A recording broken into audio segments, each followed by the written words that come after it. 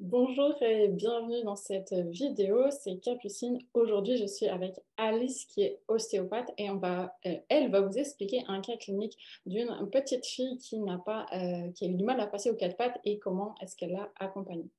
Bonjour Alice. Bonjour Capucine. Est-ce que tu peux déjà te présenter un petit peu ce que tu fais, où est-ce que tu es?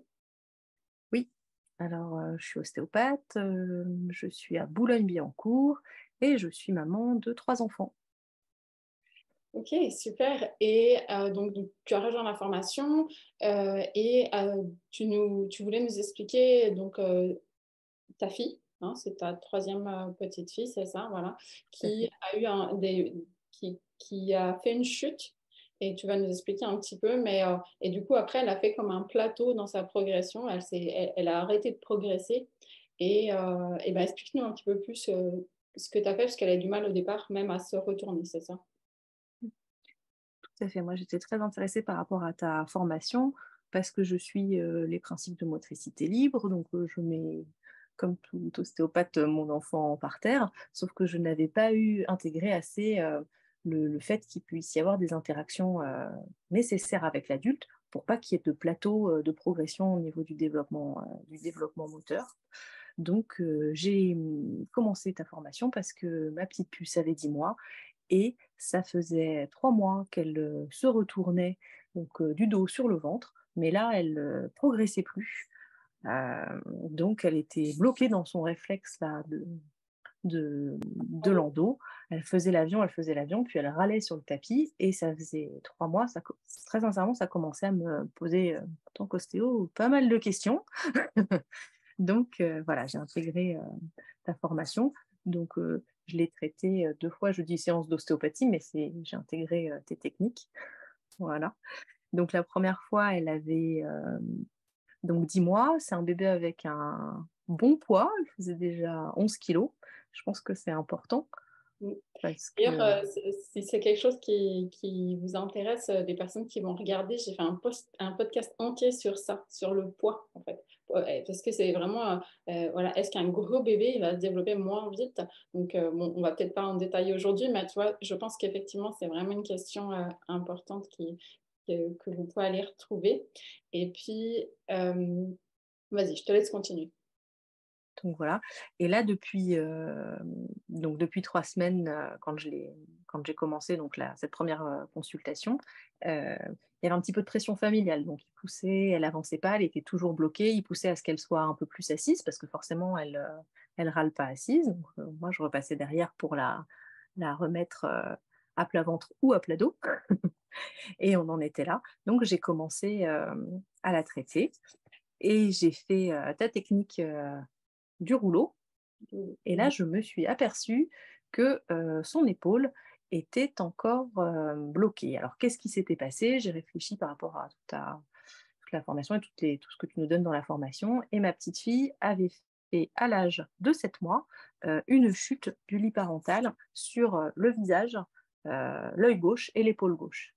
Et je l'avais beaucoup traité au niveau de son œil gauche qui avait gonflé et qui était fermé. J'avais un petit peu traité l'épaule, mais là, en faisant ta technique de rouleau, je me suis aperçue que ça tournait pas très bien au niveau de la dissociation bassin et des épaules. Il y avait eu un blocage. J'ai fait pas mal d'ostéopathie pour libérer cette épaule. Ça m'a pris quand même plusieurs séances parce que l'épaule était antérieure et vraiment impactée. En parallèle, oui, C'est vraiment super, moi, que toi, que tu aies pu identifier tout ça parce que justement, dans cette histoire de motricité libre, ils vont pas du tout, ils prennent pas en compte que des fois, effectivement, ben, tu peux avoir une épaule, un bassin, un poignet, quelque chose qui en fait qui est juste bloqué et qui va empêcher de passer à l'étape.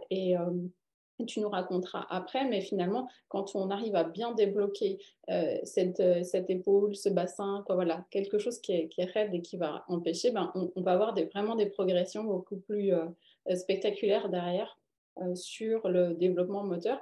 Et puis, les enfants, ils ne sont pas obligés de chuter forcément pour avoir des blocages, hein. Déjà, à la naissance, hein, ils sont quand même tous un peu enroulés, un peu voilà, on peut y avoir des choses. Puis, on va avoir aussi des fois des blocages qui vont se créer liés à la surutilisation des COSI, des transats. Je ne pense pas que ce soit ton cas, tu vois, mais dans les gens qui vont regarder, je pense que c'est des choses qu'on va vraiment retrouver. Et d'ailleurs, dans le dernier webinaire que j'ai fait, il y a une maman, tu vois, elle parlait de sa petite qui, quand elle était assise, était comme ça. Donc, en fait, avec, je suppose, tu vois, même sans l'avoir vu, qu'il y avait vraiment un blocage sur le thorax qui fait qu'elle était maintenue. Donc, il y a un blocage des deux côtés qui empêchait le retournement aussi. Vas-y, je te laisse continuer. Donc, euh, tu as débloqué l'épaule et ensuite, il s'est passé quoi? J'ai débloqué l'épaule et ensuite, forcément, ben, enfin, pas forcément, mais elle s'est retournée. Elle s'est retournée, donc elle qui restait bloquée sur le ventre, elle a réussi à amorcer son retournement ventre-dos. Et pour moi, ça a vraiment été spectaculaire parce que dès que cette épaule a été libérée, ça c'est arrivé quand même très rapidement. Voilà. Et En, ensuite, par- vas-y, je te... en parallèle de ça, excuse-moi, elle s'est mise, elle s'est quand même commencé à se redresser. Moi, j'ai travaillé suite à, donc, à formation, quelque chose que je ne faisais pas, c'est que je ne faisais pas du tout travailler ses abdominaux. Comme elle n'avait pas de l'inverse du coup de ce que tu dis, comme elle n'est pas dans un transat, en, Ouais. en bonne ostéo, elle avait les abdominaux un peu relâchés. Donc, j'ai travaillé sur le réflexe d'agrippement et de traction des bras pour Oui. stimuler beaucoup sa gaine abdominale, un petit peu tous les jours, plusieurs fois par jour.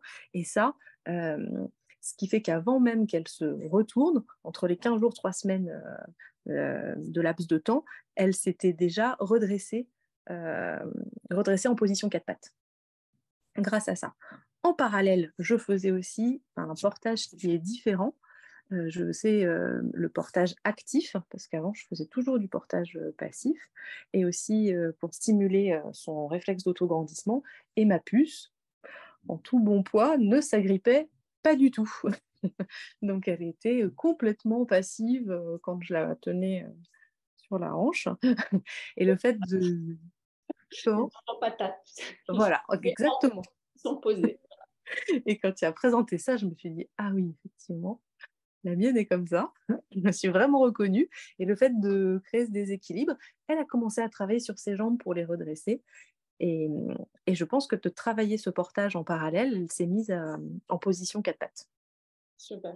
Donc ça, Je vais c'était faire juste super. un petit pour les gens qui vont regarder après, parce que donc là, toi, on parle d'effectivement des enfants qui n'ont pas assez d'abdominaux, mais en fait, des fois, on va avoir l'inverse. On va avoir des enfants qui ont trop d'abdominaux, qui vont surstimuler leur chaîne antérieure. Donc, c'est vraiment, faut pas se dire, ah, tous les enfants ont besoin de faire ça. Non, il faut vraiment voilà, observer et puis en fonction du bébé, ben, on va avoir besoin de telle ou telle stimulation, quoi. On stimule pas tout le monde et pas tout le monde dans le même sens, en fonction de où est-ce qu'ils en sont, puis où est-ce qu'on veut les emmener pour la prochaine étape.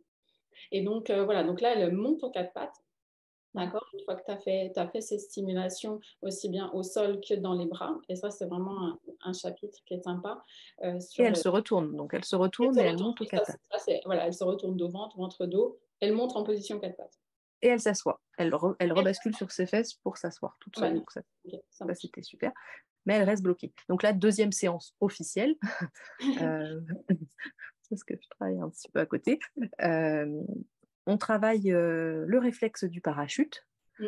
parce que quand je lui fais travailler son réflexe du parachute, il y a une main qui est fermée comme ça et elle avance pas non plus, hein. Elle n'a pas de notion pour avancer. Elle se balance, mais elle reste bloquée.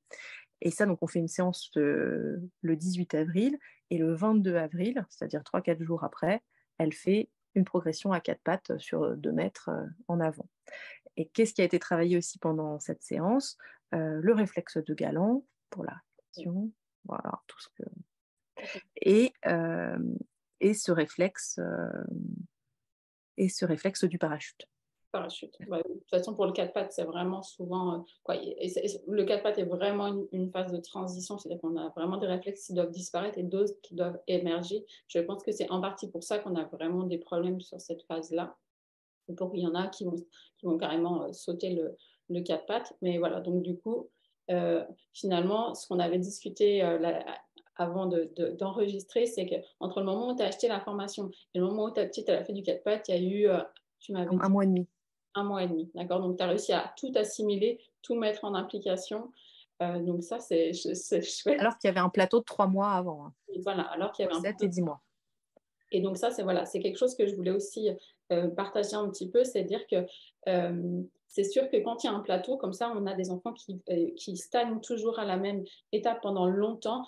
Je pense, moi, aujourd'hui, qu'au bout de 15 jours, 3 semaines, ça pourrait déjà être un signe d'alerte parce que finalement, on va observer des petites progressions et des fois, c'est des petites choses. Ça veut dire que, par exemple, toi, on parlait du réflexe de Landau, eh bien, on va voir que l'enfant, il va quitter ce réflexe de Landau, puis il va être capable de poser la tête, ou il va faire son réflexe de Landau, puis il va pouvoir mettre un coude. D'accord? En fait, la progression, elle n'est pas genre, il se retourne, il fait du 4 pattes, tu vois, c'est pas aussi flagrant, mais on doit voir ces petites progressions régulières qui vont nous montrer que l'enfant, il continue sa progression. Mais c'est sûr que quand on a un enfant qui stagne, ça, pour moi, toi, en consultation, c'est vraiment un des signes que je donne aux parents parce que souvent, je ne les revois pas forcément si ça se passe bien, tu vois. Je veux dire, bah, si ça stagne trop longtemps, vous ramenez le bébé et puis on retravaillera à ce moment-là.